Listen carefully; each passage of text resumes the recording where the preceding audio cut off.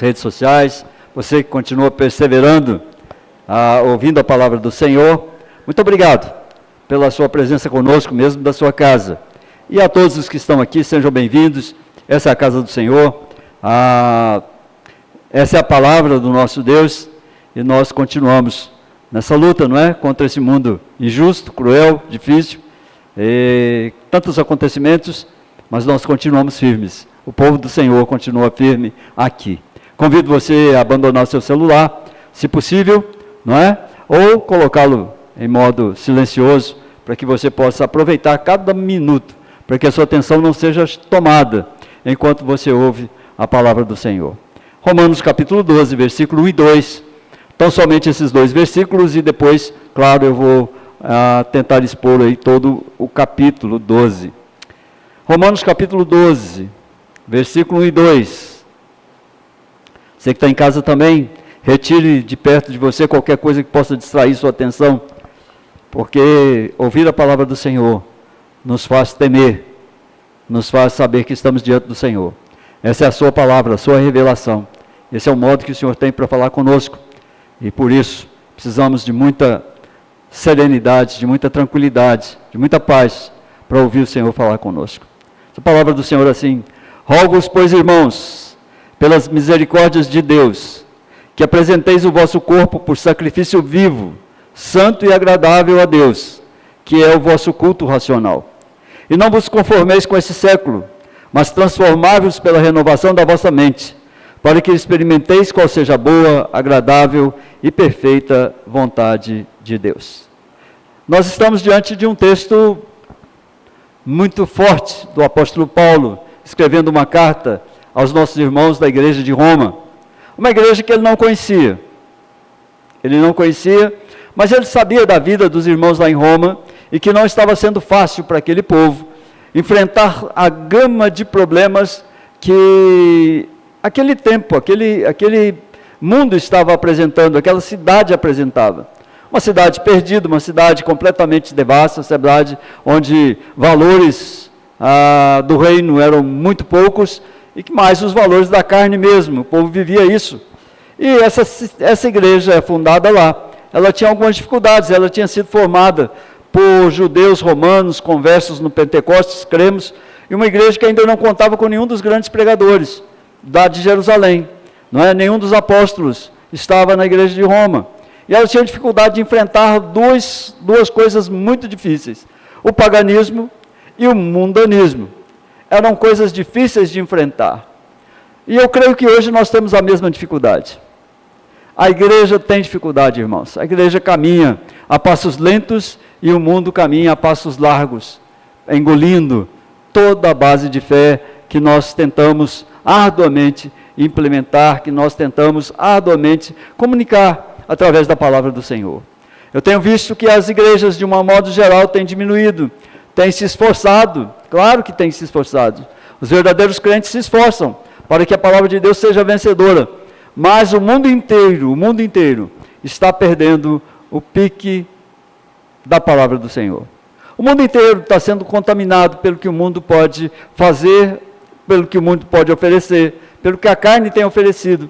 E muitas vezes a palavra de Deus é trocada por coisas pequenas, por coisas que não têm nenhum valor. E nós sabemos disso, nós temos consciência disso. Não é possível que os irmãos não tenham notado, não é? Aqui, graças a Deus, nós temos um grupo bom, mas nós temos notado sim, que o mundo tem implementado as suas garras, o diabo tem derramado o seu furor contra a igreja do Senhor, e em muitos locais a igreja já nem existe mais. É uma luta, mas que nós somos chamados a ficar fortes contra ela. Esse capítulo dá aos irmãos romanos algumas diretrizes de como eles deveriam viver, porque eles precisavam honrar com integridade o legado de Cristo. E esse modo de viver, essa forma de honrar com integridade o legado de Cristo, aquilo que Ele nos deixou, aquilo que Ele nos deu, também faz parte do nosso trabalho, faz parte da igreja hoje. Certa vez eu conversando com um dos pastores, que hoje já não está no Brasil, ele está fora do Brasil, ele disse o seguinte, que o Brasil perdeu uma grande oportunidade de experimentar um avivamento genuíno no Espírito Santo. Que o Espírito estava trabalhando a igreja, mas que a igreja deixou se contaminar. E esse avivamento que nós tanto ansiamos por aqui, aconteceu fora do Brasil.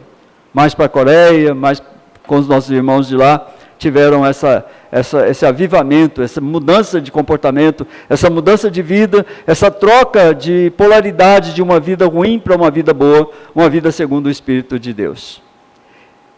O comportamento cristão genuíno não é uma tarefa fácil. Ser um bom cristão, ser um cristão genuíno, não é uma tarefa fácil, porque exige de nós algumas coisas que talvez a gente não esteja muito interessado, ou a gente não queira dar da mesma forma que a gente precisava dar. Renúncia, paciência, decisão inabalável de confiar em Deus, mesmo quando as circunstâncias são as mais difíceis. São coisas que nós precisamos fazer, precisamos mostrar a Deus, mas que não é fácil de fazer. Não é fácil renunciar a tudo que os outros dizem que é bom. Não é fácil ter paciência para esperar Deus agir na vida e mudar as circunstâncias da nossa vida. Não é fácil ter uma decisão inabalável de não se contaminar com esse mundo, confiando em Deus, mesmo quando as situações são mais difíceis na nossa vida. Então essa carta de Paulo à igreja de Roma é uma obra-prima de teologia. Chamado de Paulo aos Romanos é que a ética cristã, o testemunho cristão, devem ser medidas tomadas racionalmente, devem ser medidas pensadas. Nós não somos cristãos que agimos somente pela emoção, mas o nosso culto é racional. Nós prestamos a Deus um culto em que nós sabemos como começa, como é o meio e como é o fim. Nós não somos adoradores que adoram segundo as circunstâncias, não, nós adoramos porque nós conhecemos a santidade, a grandeza e o poder do nosso Deus. Nosso testemunho cristão, ele envolve tanto a nossa vontade quanto o intelecto.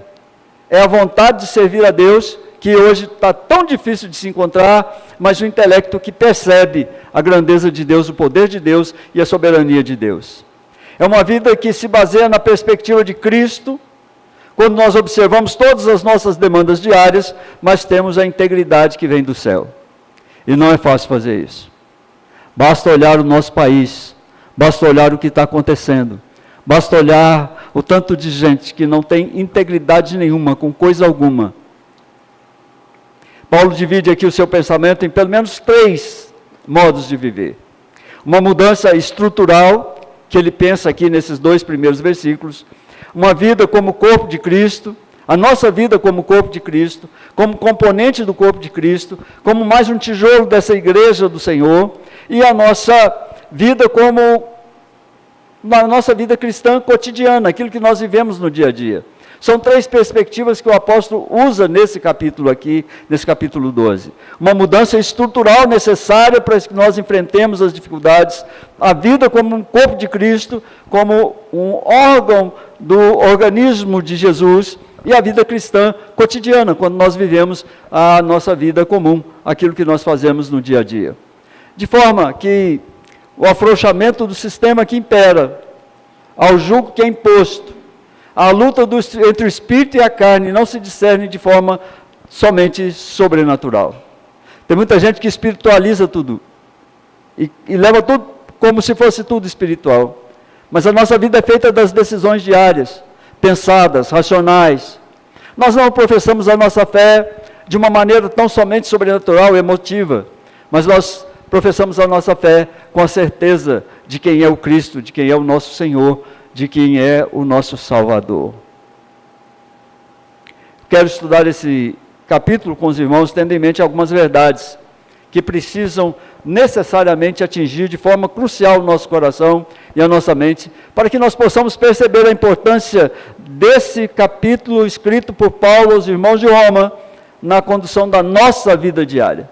Algo que foi escrito há tantos anos, que repercute hoje, e que fala para mim e fala para você, de como deve ser a nossa vida cristã diante dos ensinamentos de Jesus Cristo naquele tempo. E eu quero pensar com os irmãos, em primeiro lugar, versículo 1 e 2, sobre uma mudança estrutural, uma mudança crucial que nós precisamos perseguir. É uma mudança estrutural.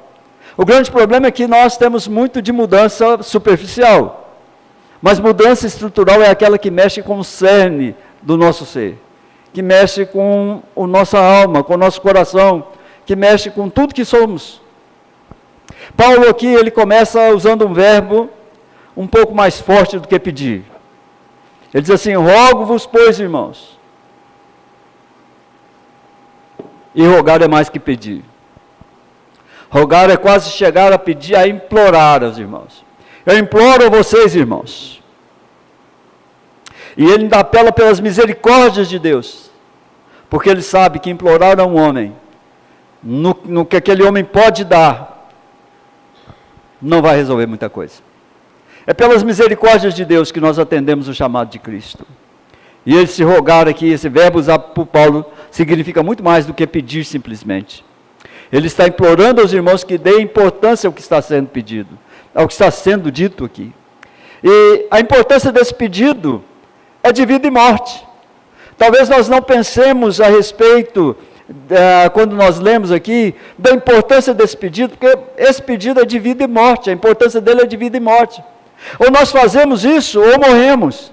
Ou apresentamos o nosso corpo por sacrifício vivo, santo e agradável a Deus, ou apresentamos a Deus um culto racional, ou morremos. A importância desse pedido, talvez dito na igreja de Roma, e analisado pelos irmãos de Roma, talvez fosse assim: olha, nós realmente precisamos pensar sobre isso. E é para mim e para você pensarmos hoje sobre isso. Qual é a importância que tem de você fazer uma mudança estrutural no seu coração? Uma mudança na sua alma, de você pensar que realmente o seu serviço a Deus é mais importante que qualquer outra coisa que você faça. Que a sua fé deve ser muito mais trabalhada, deve ser muito mais racional, deve ser muito mais significativa do que qualquer outra coisa na sua vida. Qualquer outro acontecimento, qualquer outra fonte. A fonte primária aqui é o poder de Jesus, são as misericórdias de Deus. Quando nós vamos a Jesus, a primeira coisa que nós vamos entender é que, se não fosse a misericórdia de Deus, nós não estaríamos em Cristo. E eu acredito que também posso rogar aos irmãos, pelo amor que eu tenho aos irmãos, que ouçam com atenção os ensinamentos desse apóstolo, lá para a igreja de Roma, e transporte esses ensinamentos para o seu coração, para a sua alma. Ele diz: apresentem seus corpos a Deus. E é interessante que essa exigência só poderia partir de um hebreu, de um judeu, porque os gregos, os romanos, julgariam uma tolice o pedido do apóstolo, porque para eles o corpo não tinha significado algum, o corpo não tinha importância, eles poderiam pecar à vontade, porque o que importava era a alma. E Paulo está dizendo: não, você não pode pecar pelo corpo, você não pode pecar, apresente seu corpo a Deus. Os gregos, principalmente, achariam que era uma tolice esse pedido de Paulo. O corpo era desprezível, não valia nada. Podia dispor de todas as imoralidades possíveis através do corpo, sem que a alma fosse afetada. Esse era o pensamento grego. Mas isso não é verdade para mim e para você, não é verdade para o cristão, não é a verdade de Jesus Cristo. O cristão crê que seu corpo pertence a Deus tanto quanto a sua alma, e que pode servir a Deus tanto com o seu corpo, como a sua mente e o seu espírito. O corpo é o templo do Espírito Santo, o lugar onde habita o Espírito Santo, o instrumento mediante o qual o Espírito Santo opera. Se o nosso corpo é usado para representar a vontade de Cristo, para fazer aquilo que Cristo gostaria que fosse feito, e Ele não pode mais fazer, então nós precisamos pensar realmente em apresentar o nosso corpo a Cristo como um aroma suave ao nosso Senhor, como sacrifício vivo, santo, agradável a Deus. Assim, diz Paulo, tome o seu corpo, tome todas as tarefas diárias, tome o trabalho doméstico, o cotidiano da sua loja onde você trabalha, da fábrica, da oficina, do escritório, e ofereça tudo isso como um ato de adoração a Deus. Quando Paulo diz para apresentar os corpos, ele está dizendo para que nós apresentemos todas as nossas atividades que executamos através do nosso corpo a Deus, como sacrifício a Deus, como sendo feito para agradar ao nosso Senhor. Culto racional, nesse texto de Paulo, não significa escravidão, mas significa aceitação voluntária do trabalho do Senhor. Significou na época geralmente servir, mas também aquilo a que a gente dedica a totalidade da nossa vida. Culto racional é entregar a nossa vida em sacrifício a Deus. É a nossa apresentação diante de Deus. É a importância que nós damos aos ensinamentos de nosso Senhor Jesus Cristo. Paulo afirma aqui que o verdadeiro culto, o culto verdadeiramente, realmente espiritual, é a oferta do corpo e de tudo que a gente faz diariamente com Ele para Deus. O culto verdadeiro não é só uma oferta de preces elaboradas a Deus. Não é só uma liturgia que nós oferecemos a Deus. Não é só um ritual, por mais nobre que seja o ritual. O culto racional, irmão, é toda a sua volição, toda a sua vontade, tudo aquilo que você faz com o seu corpo, todo o trabalho que você executa, todos os momentos em que você discute, conversa, que você fala, todo o tratamento que você dá a seus filhos, que você dá a seus pais, que você dá a sua esposa, seu marido.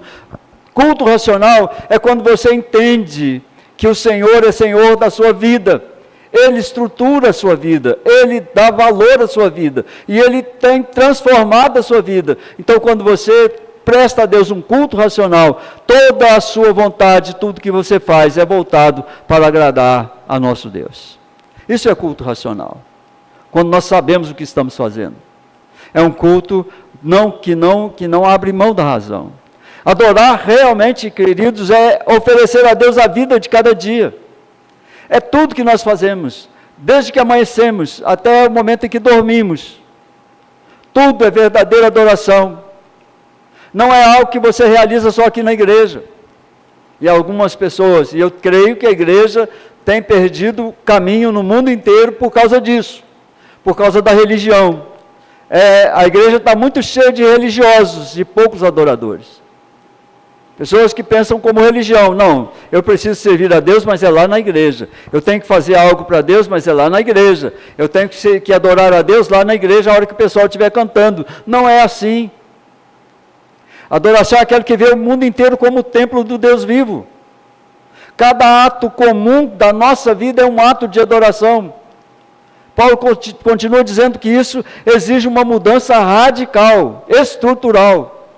Eu não sei se você já teve a oportunidade de ver uma ponte, ou uma estrutura, um elevado, um prédio, que começa a perder estrutura, que começa a rachar. Você sabe que algo está errado ali dentro. E está lá dentro, não está na rachadura em si. É algo estrutural. E os engenheiros vêm e fazem um levantamento, e olham o que precisa ser feito, e começam a tirar a casca, começam a tirar o verniz, para chegar ao fundo, à estrutura daquele prédio, daquela estrutura que foi levantada. Quando nós pensamos em mudar a nossa vida, para sermos mais verdadeiros e coerentes na nossa fé, nós precisamos começar a olhar para nós. Quantas rachaduras, quantas fissuras, quantos problemas estão acontecendo na nossa vida, na nossa alma, no nosso corpo, e nós estamos deixando isso, achando que é só uma casca, que se eu for à igreja, resolvi o problema. A gente não quer mexer na estrutura, mas é preciso uma mudança estrutural. É uma mudança que, de fato, quando Paulo diz aqui, não vos conformeis com esse século, transformar-vos pela renovação da vossa mente, na realidade é adquirindo um novo coração, é adquirindo um novo viver diante de Jesus, conscientizando-nos de que nós precisamos mudar a nossa estrutura. Se nós vivemos uma vida entregue às nossas concepções, nós vamos viver essa vida na carne. Se nós entregarmos as concepções de Cristo para a nossa vida, nós vamos viver uma vida no Espírito. Paulo está dizendo isso para um povo que está habituado, que está no meio de um povo corrompido, de uma igreja que está numa situação complicada. E a nossa igreja, a igreja evangélica de modo geral está no meio de um mundo totalmente corrompido, em que a gente compara se realmente vale a pena, não é, viver a nossa vida cristã, porque viver do outro jeito é mais fácil, é mais tranquilo para nós. Paulo crê que essa mudança deve ocorrer por uma renovação da nossa mente. Quando Cristo comanda a vida de um homem, ele é um novo homem. Ele é o centro desse homem, é diferente. O poder impulsor da sua vida é diferente. A mente desse homem é diferente, porque a mente de Cristo está nele. E Paulo convida a nós, nos convida, e convida a todos, para que nós adquiramos a mente de Cristo, para viver uma nova história, uma nova estrutura. Quando Cristo se transforma no centro da nossa vida, nós poderemos oferecer a Deus um culto verdadeiro. Não há outra possibilidade de oferecer a Deus um culto verdadeiro, a não ser que Cristo se transforme no centro da nossa vida. Somente assim a gente pode ofertar cada momento, cada ação da nossa vida ao nosso Senhor e Salvador Jesus Cristo. Se nós conhecermos, se nós queremos conhecer a boa, agradável, a perfeita vontade de Deus, nós só vamos fazer isso quando a nossa vida for uma vida governada pelo Espírito Santo, uma mente governada pelo Espírito Santo, uma vontade governada pelo Espírito Santo, uma vontade imensa de servir ao Senhor com alegria. Mas Paulo continua, em segundo lugar, versículo 3 a 8, ele diz que a vida do cristão no corpo de Cristo, a igreja, ele fala sobre essa vida que o cristão deve viver no corpo de Cristo, na igreja, como nós estamos fazendo aqui hoje. E Paulo diz o seguinte: porque pela graça que me foi dada, digo a cada um dentre vós, que não pense de si mesmo além do que convém, antes pense com moderação, segundo a medida da fé que Deus repartiu a cada um. Porque assim como num só corpo temos muitos membros, mas nem todos os membros têm a mesma função, assim também nós, conquanto muitos, somos um só corpo em Cristo, e membros uns dos outros.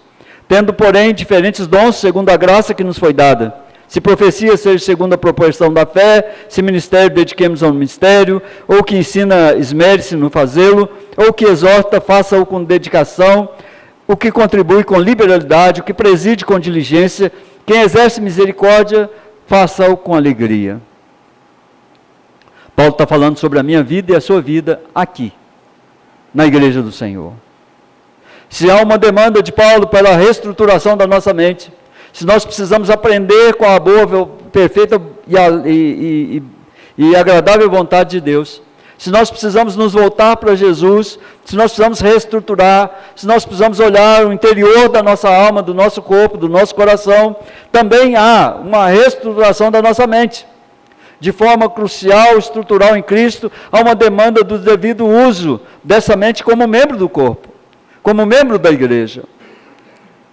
Paulo não visava somente a transformação da mente dos irmãos de Roma, mas o uso dessa nova mente no meio da igreja, no convívio cristão.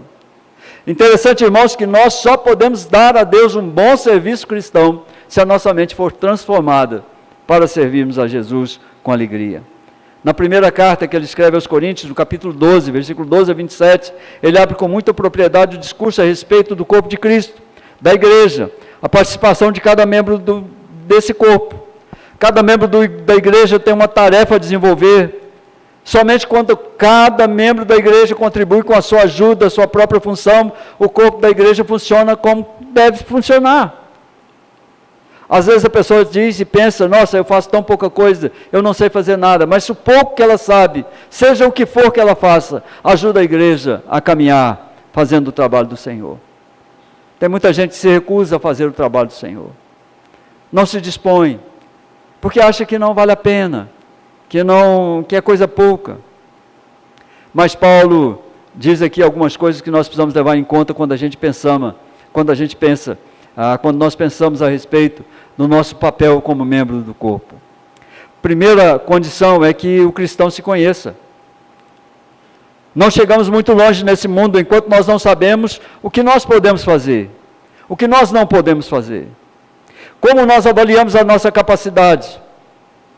Qual é a nossa presunção? Nós somos falsos, usamos de falsa modéstia? Temos uma vida útil para a igreja?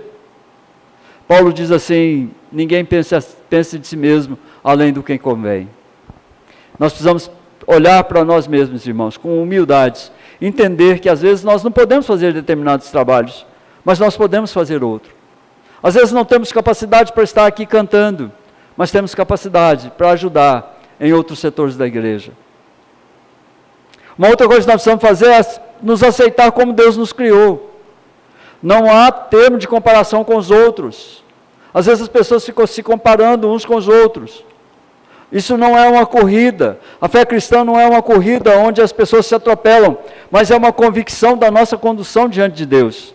Cada crente deve aceitar-se a si mesmo, e mesmo que descubra que aquela contribuição que ele pode dar vai ser ignorada, se não vai haver louvor, não vai haver agradecimento, ele deve fazer, porque ele vai entender que ela é essencial para a igreja, e que sem ela a vida da igreja não vai ser o que precisa ser.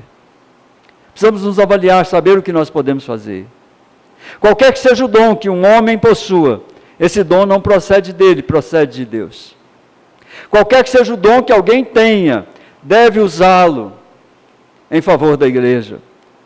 O motivo do seu uso deve ser não o seu prestígio pessoal, não para ser engrandecido, não para receber aplauso, mas com a convicção e ao mesmo tempo entendendo que esse é o seu dever. Você foi chamado para isso. Deus privilegiou você por fazer esse trabalho. Deus lhe deu esse dom para que você possa contribuir para o bem comum da igreja. Então, o nosso texto, a partir do versículo 3 até o versículo 8, nos diz o que devemos fazer enquanto membros da igreja. O que você pode fazer? O que você deve fazer? Que condição você tem para fazer? E a gente precisa refletir isso, porque está chegando o final do ano e vamos começar mais um ano. Será que o ano que vem você vai fazer a mesma coisa? Vai deixar passar todas as oportunidades que você teve de ajudar a sua igreja? Será que no ano que vem você vai persistir nesse caminho tão ruim, tão difícil, de não fazer nada, de escolher não fazer nada? Eu creio que nós precisamos realmente, irmãos, tomar consciência de que a igreja de Jesus, ela só vai vencer se nós mudarmos completamente, estruturalmente, o nosso modo de pensar a respeito do serviço ao Senhor. O serviço ao Senhor exige muito de você, exige muito de mim. O serviço do Senhor exige abnegação, exige dedicação, exige cuidado, exige valoração. Precisamos valorar o serviço que fazemos para Deus. Às vezes eu já vi pessoas pensando assim que é coisa tão boba fazer alguma coisa dessa forma, é tão simples fazer um cafezinho, é tão simples limpar um banco, é tão simples, e as pessoas às vezes deixam de fazer o óbvio, aquilo que é mais necessário, porque acham que é desnecessário, mas não é assim. Tudo isso, em tudo que nós fazemos, isso é um serviço que nós prestamos ao Senhor. Mas em último, em terceiro lugar, versículo 9 até o versículo 21, ele fala sobre a nossa vida cotidiana. Essa vida que nós vivemos no dia a dia. E ele diz o seguinte: o amor seja sem hipocrisia. Detestai o mal apegando-vos ao bem. Amai-vos cordialmente uns aos outros com amor fraternal, preferindo-vos em honra uns aos outros. No zelo não sejais remissos, sede fervorosos de espírito, servindo ao Senhor. Regozijai-vos na esperança, sede pacientes na tribulação, na oração perseverantes. Compartilhai as necessidades dos santos, praticai a hospitalidade, abençoai os que vos perseguem, abençoai e não amaldiçoeis. Alegrai-vos com os que se alegram, chorai com os que choram. Tende o mesmo sentimento de uns para com os outros, em lugar de serdes orgulhosos, condescendei com o que é humilde. Não sejais sábios aos vossos próprios olhos. Não torneis a ninguém mal por mal. Esforçai-vos por fazer o bem perante todos os homens. Se possível, quanto depender de vós, tende paz com todos os homens. Não vos vingueis a vós mesmos, amados, mas dai lugar à ira, porque está escrito: a mim me pertence a vingança, eu é que retribuirei, diz o Senhor. Pelo contrário, se o teu inimigo tiver fome, dá-lhe de comer, se tiver sede, dá-lhe de beber, porque fazendo isso amontoarás brasas vivas sobre a sua cabeça. Não te deixes vencer do mal, mas vence o mal com o bem. Como deve ser a nossa vida com os semelhantes? Nós vimos aqui, irmãos, em primeiro lugar, que nós precisamos de uma mudança estrutural. Nós precisamos olhar para a obra que Jesus nos chamou para fazer. Nós precisamos olhar para o que Deus colocou no nosso coração, quando converteu o nosso coração. Quando Ele nos disse que somos filhos dEle, seguidores dEle. É uma mudança muito difícil de ser feita. Não estou dizendo que é fácil para você fazer isso, mas é necessário. Necessário que você faça uma mudança no seu coração. Reestruture a sua vida. Reestruture os seus pensamentos a respeito do seu testemunho cristão. Reestruture os seus pensamentos a respeito da sua utilidade no corpo de Cristo. É isso que Paulo está dizendo no primeiro ponto. Mas ele diz que nós temos uma obrigação como membros do corpo de Cristo. E aí ele está falando da importância minha e sua em assumirmos tudo aquilo que nós precisamos assumir enquanto aqui estamos. Enquanto parte dessa igreja. Enquanto parte do corpo de Cristo. Mas ele diz que nós temos algo mais ainda, que faz parte dessa reestruturação do nosso pensamento, da nossa mente, da nossa condição, que faz parte daquilo que pensamos como membros desse corpo, que é a nossa vida comum, a nossa vida lá fora, nossa vida com todas as pessoas. Quanto aos semelhantes, uma pergunta: como deve ser a nossa vida? Se nós precisamos nos reestruturar como pessoa, para que a gente esteja mais próximo da ação do Espírito Santo em cada um de nós. Como é que a gente deve reverberar, como é que a gente deve levar isso que Cristo faz em nós para que as pessoas o conheçam? Quanto aos semelhantes, como deve ser a nossa vida? E eu creio que aqui a gente precisa observar algumas coisas que Paulo vai dizer a eles. Primeira coisa que o cristão precisa aprender, e que é muito difícil, é que nós devemos suportar a perseguição. Quando o cristão é ferido, quando ele é insultado, quando ele é maltratado, ele tem diante de si o exemplo do Mestre, o exemplo de Jesus, que sobre aquela cruz orou pedindo ao Pai que perdoasse aqueles homens que o estavam matando, que estavam tirando a sua vida. Porque, como Jesus entendia, aqueles homens não sabiam o que estavam fazendo. Quando nós olhamos para a lição que Estevão nos dá, nós vemos que ele foi apedrejado, que ele foi torturado até a morte. E no momento da sua morte ele diz: Pai, perdoa, porque eles não sabem o que estão fazendo. Às vezes a gente quer devolver a pedra. Às vezes a gente quer devolver a pancada. O nosso desejo humano é de fazer isso. Mas o mundo só vai conhecer a Jesus se ele conhecer o Jesus através de você. Um Jesus que abre mão das ofensas, que abre mão da maldade, que abre mão da resposta violenta. O mundo só vai conhecer o Jesus que você apresenta a ele. E se você é membro desse corpo, e se você reestruturou a sua mente e seu coração para servir a Jesus, agora você precisa entender que em Cristo é melhor que você ceda àquilo que te prejudica, aquilo que é ruim para você. Não responda mal com mal. Não responda violência com violência. Não responda com a maldade do coração que você tinha. O exemplo que você tem é de Jesus morrendo naquela cruz e perdoando aqueles que o matavam. Uma outra coisa é que nós devemos nos alegrar com os que se alegram, chorar com os que choram. Quando nós consultamos internet, qualquer coisa, você vai ver que realmente é muito mais fácil chorar com quem chora do que se alegrar com quem se alegra.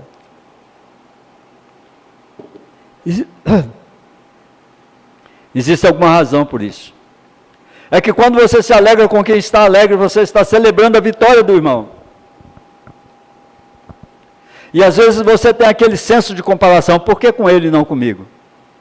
Como é que pode esse camarada receber tudo isso e eu não? Como é que pode Deus abençoar essa pessoa e eu não? Se alegrar com quem se alegra, com quem recebe uma vitória, é muito importante, tanto quanto chorar com quem está chorando. Porque é fácil abraçar alguém que está chorando, que está sofrendo, e consolá-lo, mas é difícil nos alegrar com alguém que está se alegrando porque adquiriu uma grande vitória. E nosso coração precisa aprender a fazer isso. Nós precisamos olhar para os outros, para aqueles que conquistam, para aqueles que têm, para aqueles a quem Deus está abençoando, e sermos abençoados com eles, nos alegrando com eles, desejando que cada vez eles possam vencer mais, que cada vez o nosso coração se abra para entender isso, cada vez o nosso coração seja mais humilde para entender isso. Que Deus abençoa quem quer, que Deus faz onde Ele quer, da forma como Ele quer. E que já é uma bênção você poder presenciar isso.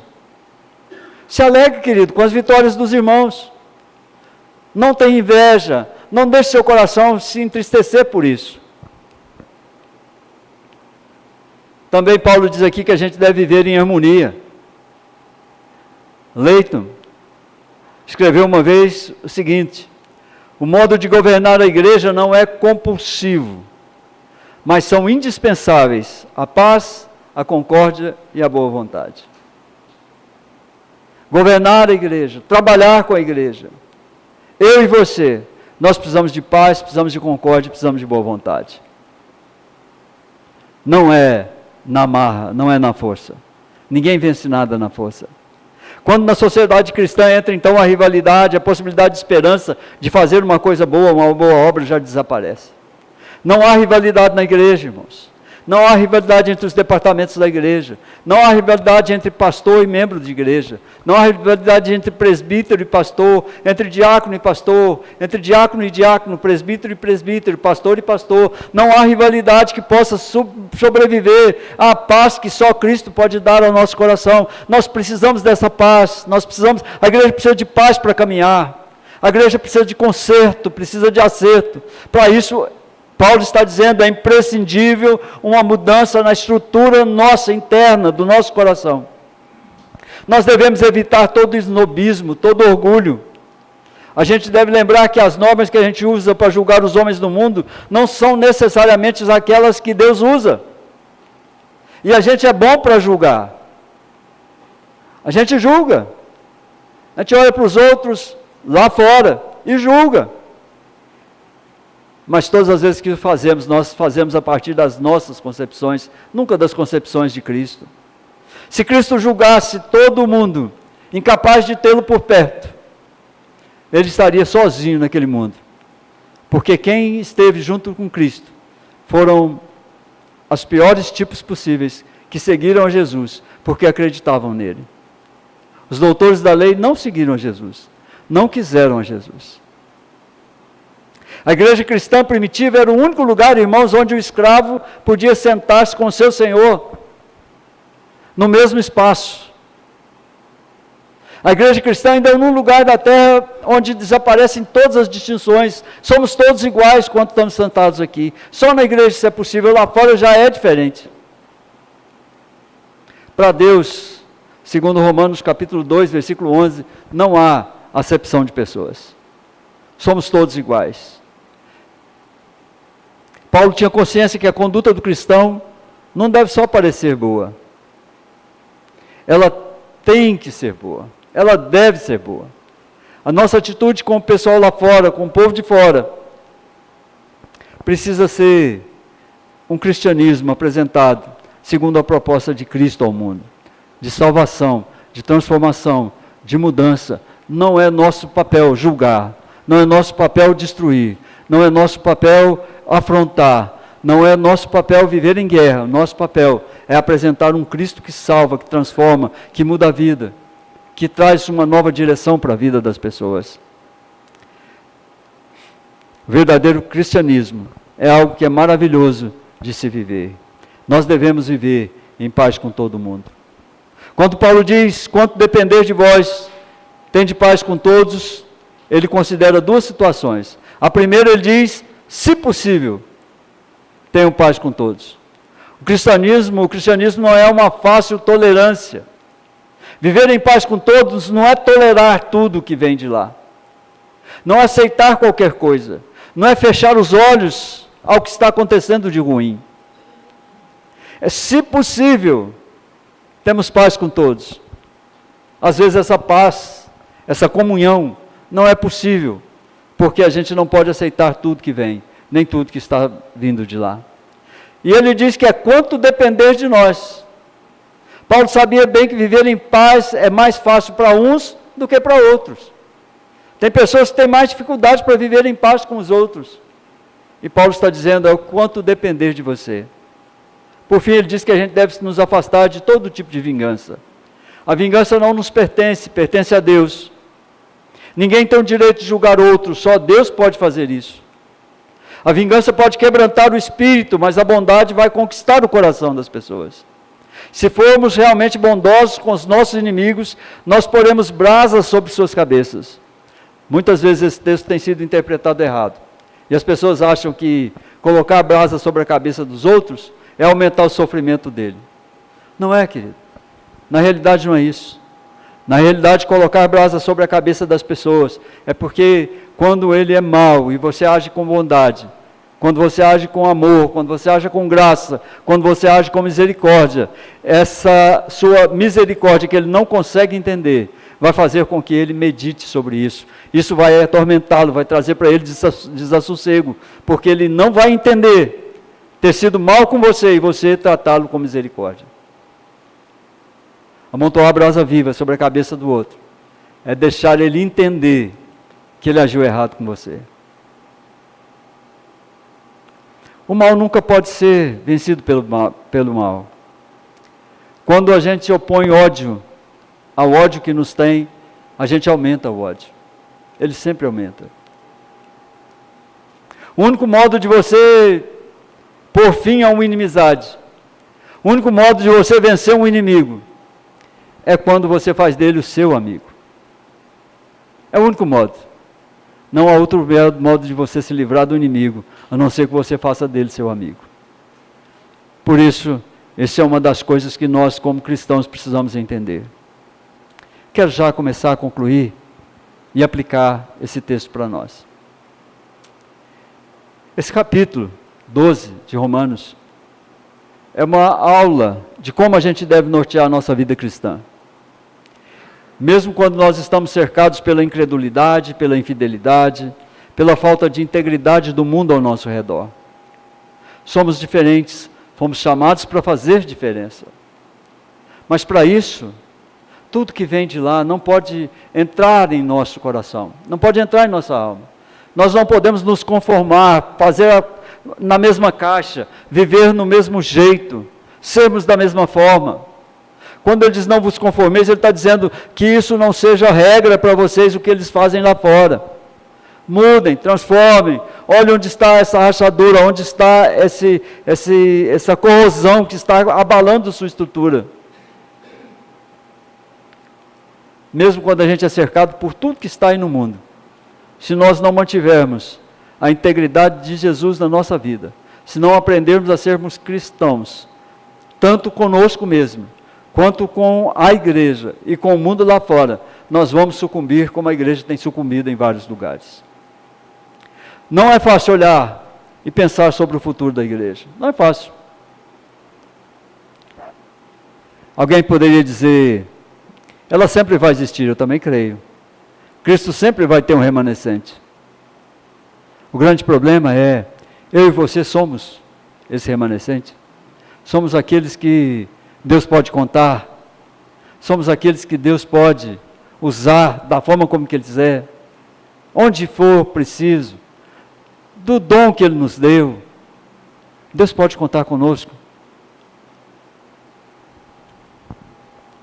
Essa carta também nos ensina que somos filhos de Deus. Fomos guiados e somos guiados por Jesus para toda boa obra.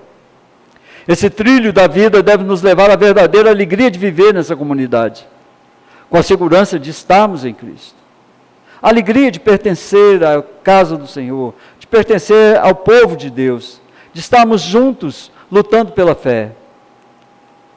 Queridos, nós precisamos mudar nossa visão do mundo físico, desse mundo espiritual, precisamos nos certificar que a nossa fé não é em vão, ela não está fundamentada naquilo que a gente consegue enxergar.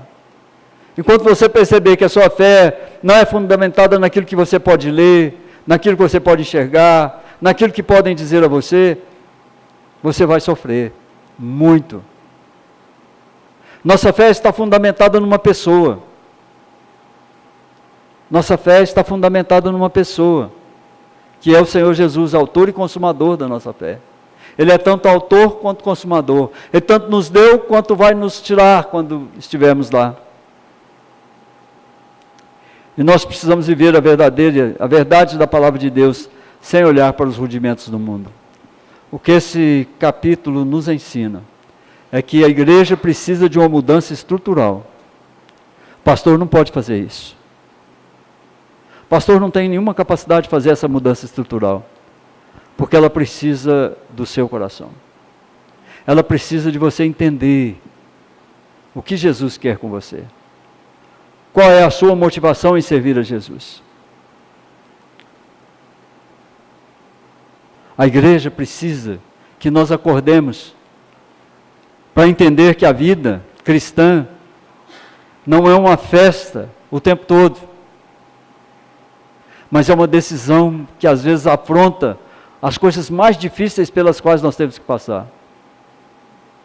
E é bom festejar, e é bom nos alegrarmos, mas a nossa consciência não deve estar de que a nossa vida cristã só é boa se nós tivermos festa todos os dias.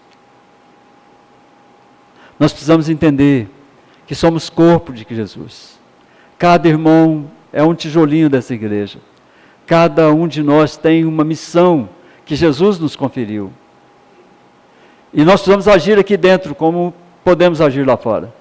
Com todos aqueles que nos cercam, com todos aqueles que nós conhecemos. Nossa tarefa é dizer ao mundo que Cristo é Senhor.